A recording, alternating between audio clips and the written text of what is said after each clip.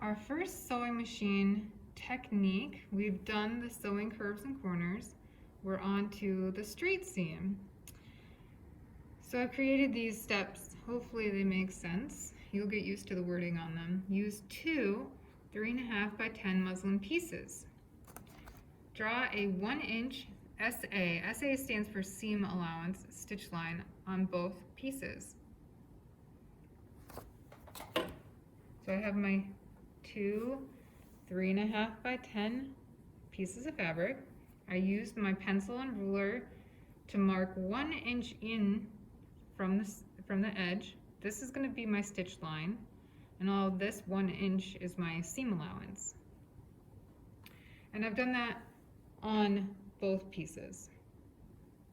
The next step says pin both pieces together along the stitch line, right sides together.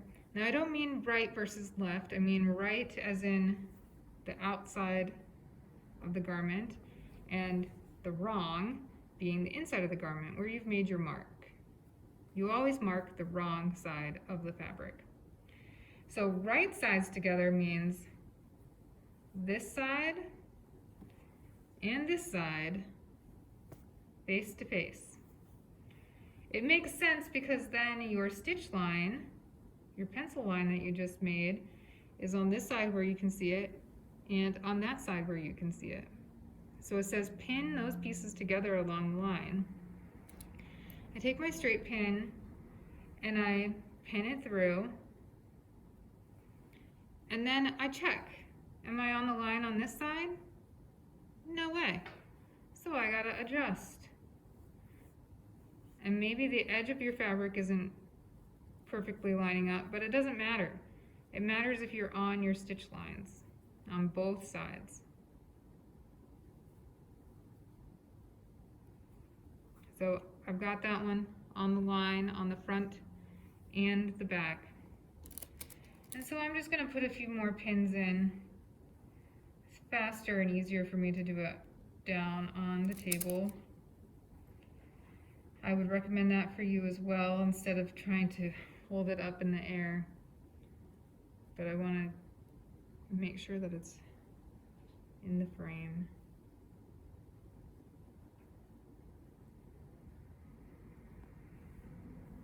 Make sure it's on the line on both sides.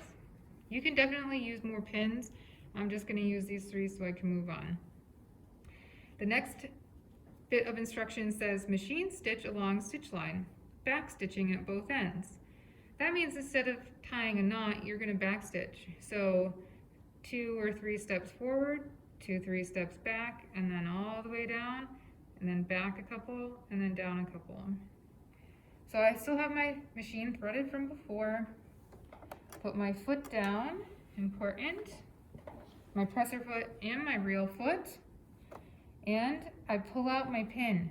Do not sew over your pins. If you put your pin in this way, you're not sure that your stitch lines line up. Put your pin in along the stitch line, and then when you get to it, pull it out. So I'm going to go forward a couple stitches. I'm going to go backward a couple stitches, and then I'm going to follow my line. I get to my pin, I pull it out.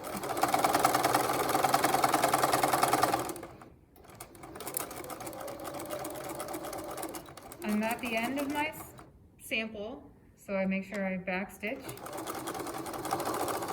3 stitches will do. You don't want so much back stitching, because what if you messed up and you have to go back?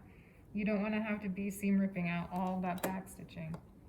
Lift your presser foot, pull out your sample, and trim your thread.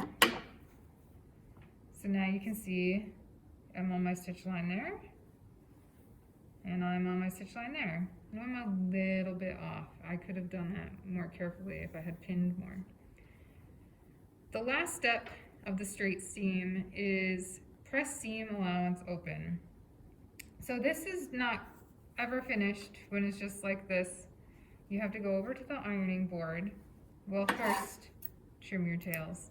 Can't stand that. And then you open it up flat on its face and also flat at the iron. and you'll iron it like this. You see how that's nice? Nice and flat on both sides, nice straight line. If you had sewn wobbly, it would look wobbly on the outside, but that's your first straight seam.